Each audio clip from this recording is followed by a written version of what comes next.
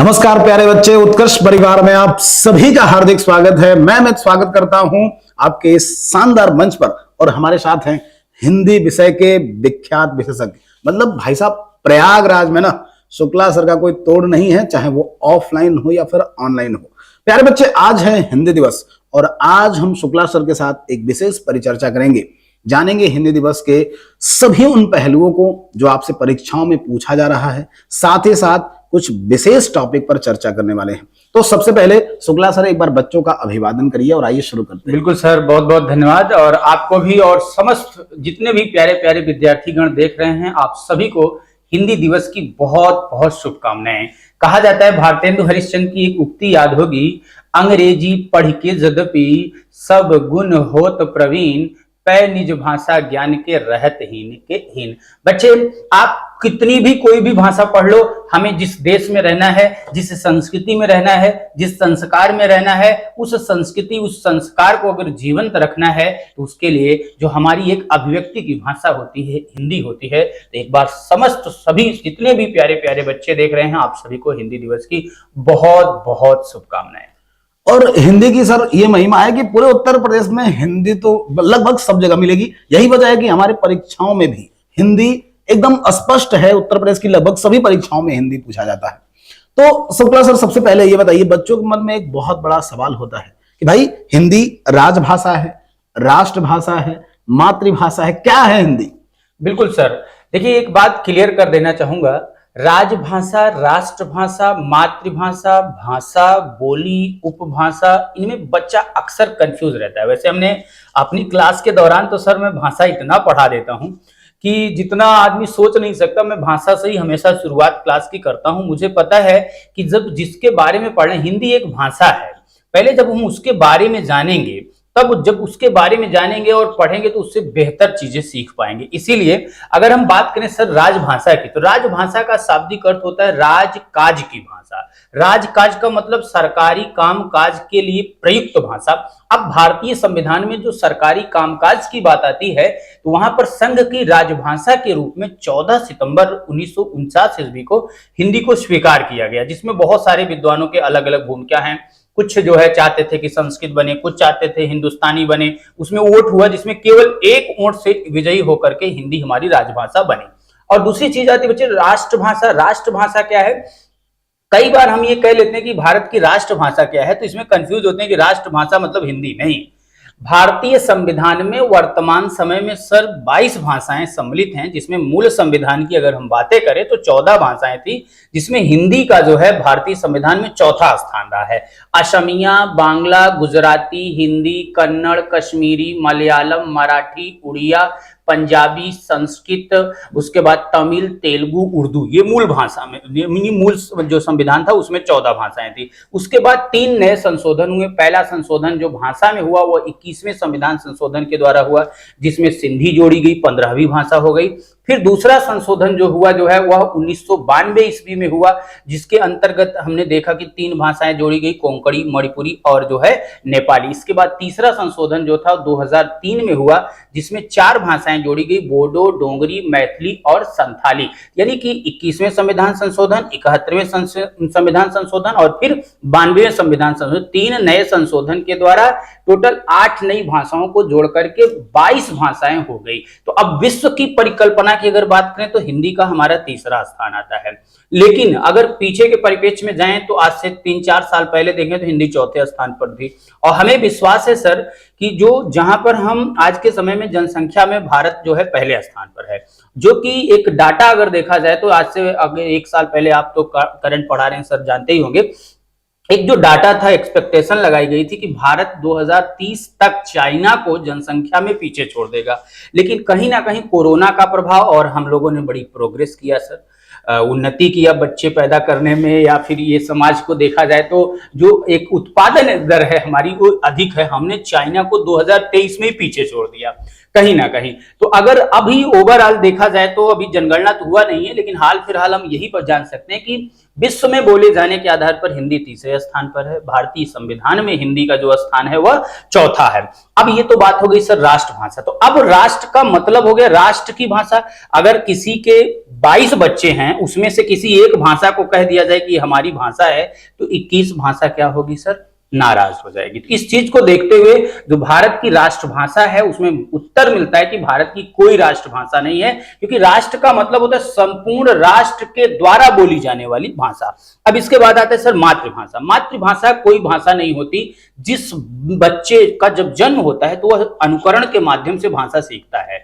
अब जब वो भाषा अनुकरण के माध्यम से सीखता है, जिस भी भाषा का प्रभाव उसके जन्म से या मां के गर्भ से ही पड़ता है वही उसकी मातृभाषा हो सकती है। इसीलिए मातृभाषा किसी की हिंदी हो सकती है, अंग्रेजी हो सकती है, उर्दू हो सकती है, बंगाली हो सकती है, पंजाबी हो सकती है, गुजराती हो सकती है, मराठी हो सकती है। ये डिपेंड करता है उसके जन्म पर सर। तो ये है मूलतः अंतर राजभाषा, राष्ट्रभाषा और मातृभाषा। और मैं इसमें भी अगर चर्चा कर दूं सर, उपभाषा और बोली, कई बार बच्चे कंफ्यूज हो जाते हैं कि जैसे हम अवधी की बात करते हैं, ब्रज की बात करते हैं, भोजपुरी की बात करते हैं, तो कई बार हम ये कह बैठते हैं कि ये भाषा है। भाषा नहीं है सर, ये भाषा का एक सीमित क्षेत्र, एक सीमित क्षेत्र में जो भाषा बोली जाती है उसी को बोली कहते हैं, और व्यापक क्षेत्र में जो बोली जाती है उसको भाषा कहते हैं। आशा करता हूं कि आप भी समझ गए होंगे और हमारे बच्चे भी बहुत अच्छे से समझ ही गए होंगे। बच्चों को बताना चाहेंगे कि देखो भारत में ना जो 22 मान्यता प्राप्त भाषाएं हैं जिनको सर ने बताया, उसमें अंग्रेजी नहीं है, ध्यान रखना इस बात को। साथ ही साथ ये भी ध्यान रखना कि हमारे यहाँ 9 शास्त्रीय भाषाएं हैं। प्रारंभ में इनकी संख्या 6 थी, अभी 9 है। पर सर हिंदी शास्त्रीय भाषा नहीं है जहां तक हम समझ पा रहे हैं। अब मुझे एक कंफ्यूजन होता है कि राष्ट्रीय हिंदी दिवस और विश्व हिंदी दिवस, ये 2 अलग अलग समय है सर। आज हम लोग राष्ट्रीय हिंदी दिवस मना रहे हैं, तो विश्व हिंदी दिवस का क्या है? बिल्कुल सर, अगर हम हिंदी और अंग्रेजी दोनों की बातें करें सर, संवैधानिक रूप से 14 सितंबर 1949 ईस्वी को हिंदी को राजभाषा के रूप में स्वीकृति मिली। तब से संघ की राजभाषा के रूप में हिंदी जानी जाने लगी। लेकिन उस समय के जो दक्षिण भारतीय लोग थे, खासतौर से देसी रियासत के लोग, उन्होंने बड़ा उद्दंड मचा दिया कि ये तो बड़ा गलत है, हिंदी को राजभाषा बना देंगे, कुछ भी कह देंगे, हम समझ ही नहीं पाएंगे। तो उसको देखते हुए भारतीय संविधान में सर 1950 में, जब 26 जनवरी 1950 को संविधान हमारा अंगीकृत होता है पूरी तरीके से, तो अगले 15 वर्षों तक हिंदी के साथ साथ अंग्रेजी भी, यानी 1965 तक हिंदी के साथ साथ अंग्रेजी भी हमारी राजभाषा के रूप में रही। अब प्रश्न ये बनता है क्या आज के समय में हट गई? क्या नहीं, आज भी उसी तरीके से है सर। उसका कारण क्या है? लेकिन मूलतः अगर देखा जाए संवैधानिक रूप से नहीं है। जैसे किसी चीज की लत, पहले अंग्रेज आए तो क्या किया, अपनी चीजों को लत देते चले कि चलो इसको लत दो, धीरे धीरे क्या होगा, इसको आदत सी पड़ जाएगी। तो कहीं ना कहीं हमारी जो आवश्यकता है आज के समय में कॉन्टैक्ट लैंग्वेज के रूप में अंग्रेजी बनती जा रही है। इसीलिए जैसे उस समय थी भारतीय संविधान में अंग्रेजी, आज भी उसी तरीके से। हाँ, एक मूलतः हम कह सकते हैं कि जो मूल रूप से कहना चाहिए कि संवैधानिक रूप से है तो वो नहीं है, लेकिन वास्तव में उसी तरीके से। अच्छा, जब बात संविधान की करते हैं सर, तो संविधान के भाग 17 अनुसूची 8 अनुच्छेद 343 से 351 तक भाषा संबंधी प्रावधान मिलता है। इसके अलावा भी अगर हम बातें करें अनुच्छेद 120 की और अनुच्छेद 210 की, तो उसमें भी जैसे एक में हम संसद में प्रयोग की जाने वाली और एक में विधानमंडल में प्रयोग की जाने वाली भाषा की बात करते हैं। अब ये 343 से 351 में खास तौर से जब हम 343 के भाग 1 की बात करते हैं, तो संघ की राजभाषा जो होगी हिंदी होगी। अगले 15 वर्षों तक हिंदी के साथ साथ अंग्रेजी हमारी राजभाषा रहेगी और जो लिपि होगी वह देवनागरी होगी, इसका वर्णन मिलता है। इसके अलावा 344 में राजभाषा आयोग के गठन की बात हुई। 345 में किसी राज्य की राजभाषा जैसे हमारा उत्तर प्रदेश है, उत्तर प्रदेश की प्राथमिक भाषा या राजभाषा क्या है? हिंदी है। दूसरी भाषा जो है उर्दू है, जो कि 1989 ईस्वी में केवल 7 प्रयोजनों के लिए बनाई गई। फिर 45 के बाद 46 है जिसमें हम पत्राचार की बात करते हैं। 47 में किसी बहुसंख्यक की बात करते हैं। 48 में हमारे जो कोर्ट हैं, उच्च न्यायालय और उच्चतम न्यायालय में जो भाषा प्रयोग की जाएगी उसकी बात होती है। उसमें भी ये बात होती है कि जो भाषा होगी वो अंग्रेजी होगी, लेकिन उसी में अनुच्छेद 348 का खास जोड़ा गया जिसमें 4 मुख्य हिंदी भाषी थे, जैसे उत्तर प्रदेश हो गया, बिहार हो गया, राजस्थान हो गया और इसके बाद हमारा जो है मध्य प्रदेश हो गया। इसमें जो कोर्ट है जैसे आपका इलाहाबाद उच्च न्यायालय, उधर पटना उच्च न्यायालय, जबलपुर उच्च न्यायालय, जोधपुर उच्च न्यायालय में हिंदी की अनिवार्यता की गई।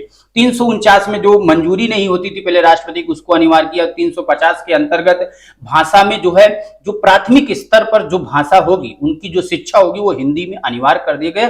351 में हिंदी भाषा को वैश्विक स्तर पर कैसे बढ़ावा दिया जा सके उसके लिए अधिकारी का भी चयन किया गया। तो ये हमारी एक तरीके से सर जो है हिंदी दिवस की अगर संवैधानिक पृष्ठभूमि की बात करें तो। अब बात विश्व हिंदी दिवस की आपने पूछा। विश्व हिंदी दिवस, जैसे हम किसी भी राष्ट्र की बात करते हैं, किसी भी संस्कृति की बात करते हैं, सामान्यतः हम भाषा से करते हैं।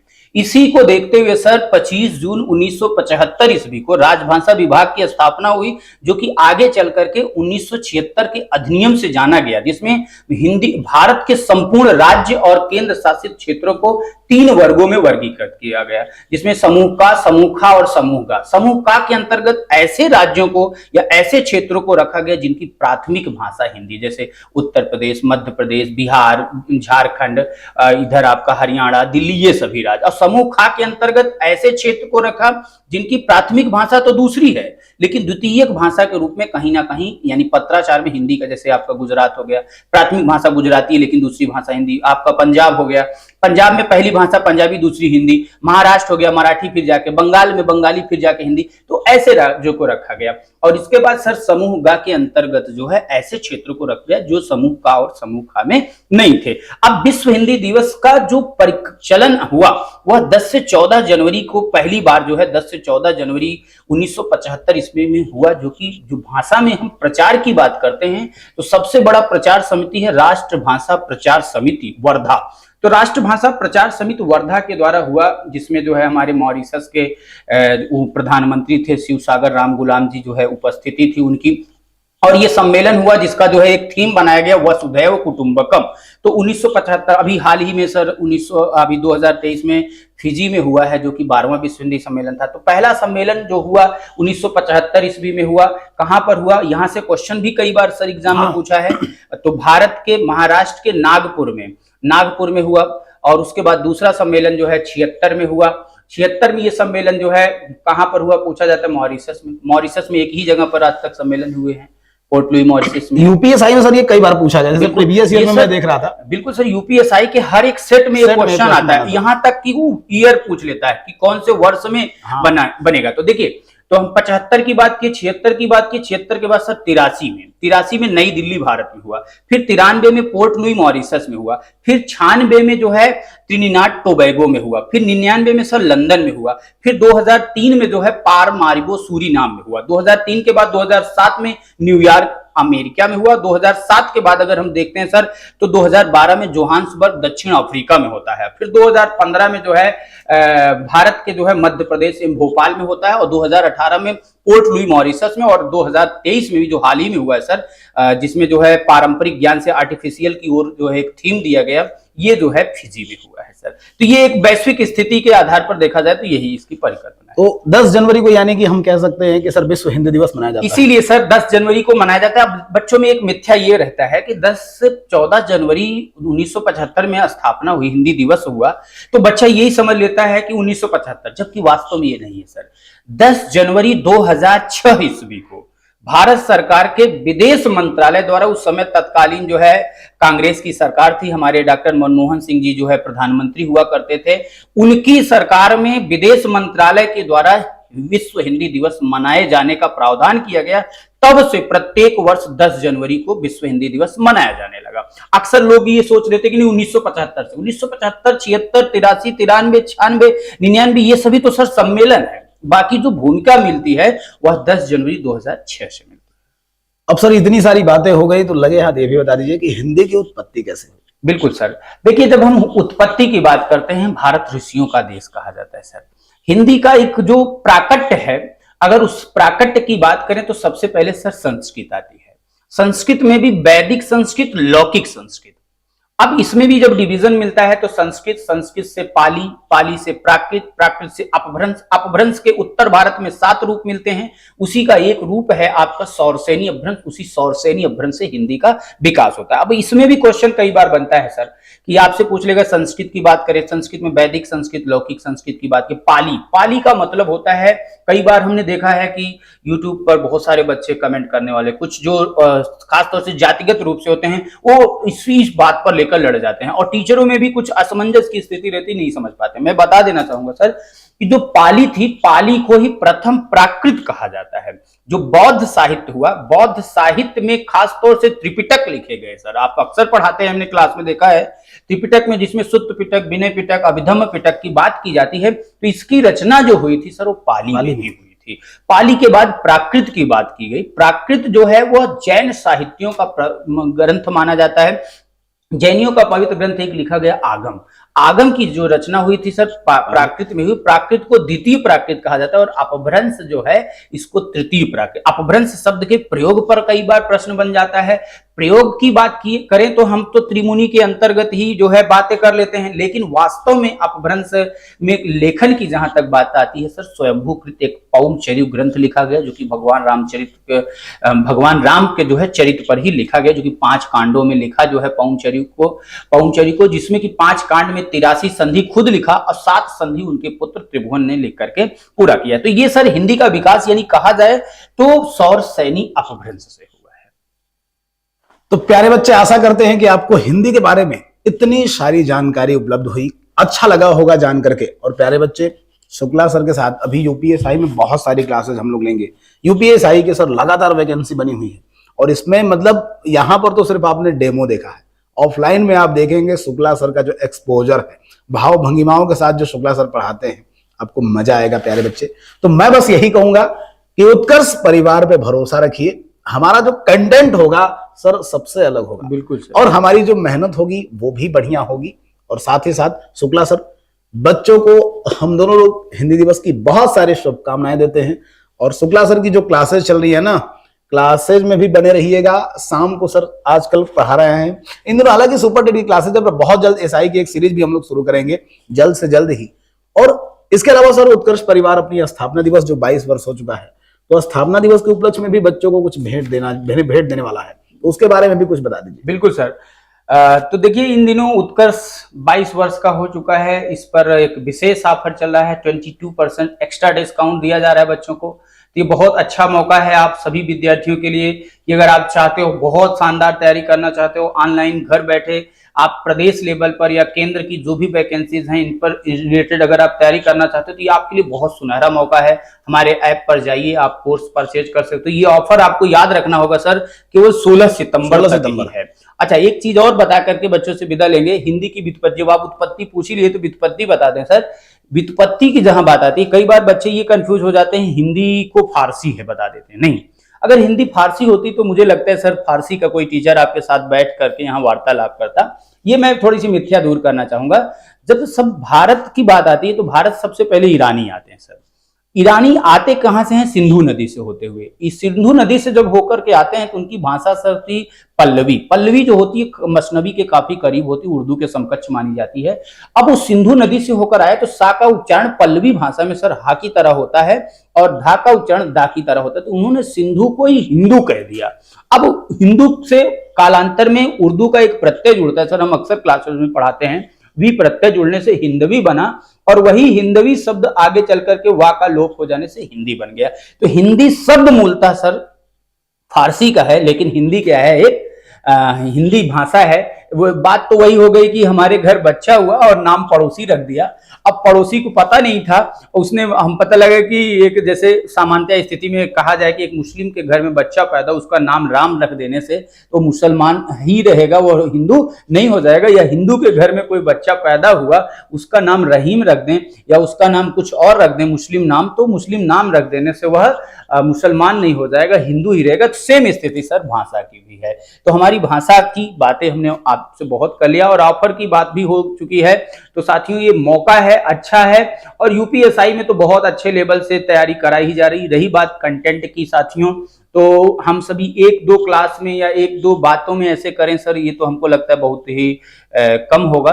क्योंकि दीवार पर कुछ ना लिखें, ये लिखने के लिए, ये बताने के लिए दीवार पर खुद ही कुछ लिखना पड़ता है। इसलिए हम लोग बता रहे हैं कि हाँ ये चीजें हैं। बाकी तो आप सभी बच्चे बहुत अच्छे से जानते ही होंगे। अभी हाल ही में बीते यूपी पुलिस कांस्टेबल की परीक्षा को आपने देखा है, उसके पहले वीडियो का एग्जाम देखा है, उसके पहले आप चाहे पेट के एग्जाम की बात करो या उससे पहले आप टीजीटी पीजीटी की बात करो, लगभग बच्चे हर एक क्षेत्र में जो उत्कर्ष का एक अपना मंच रहा है, एक अपनी पहचान रही है, अपनी गुणवत्ता रही है, उस गुणवत्ता को हम सभी गुरुजनों ने उसी तरीके से बनाए रखने का प्रयास किया है, जिस गुणवत्ता, जिस मूलक और जिस आत्मनिर्भर के साथ आप बच्चे विश्वास करके आते हो, उस विश्वास को कैसे दोगुना में बदल दें, कैसे उस विश्वास को बनाए रखें। तो आप सभी को एक बार पुनः हिंदी दिवस की बहुत बहुत शुभकामनाएं देता हूं। और बहुत बहुत धन्यवाद बच्चे हमारे साथ जुड़े रहने के लिए। ध्यान रखिएगा कि कूपन कोड है UC22 जिसको कि आप इस्तेमाल कर सकते हैं, 22% का डिस्काउंट प्राप्त कर सकते हैं। साथ ही साथ याद रखिएगा ये ऑफर केवल 16 सितंबर तक ही है। तो बहुत बहुत धन्यवाद। जय हिंद। जय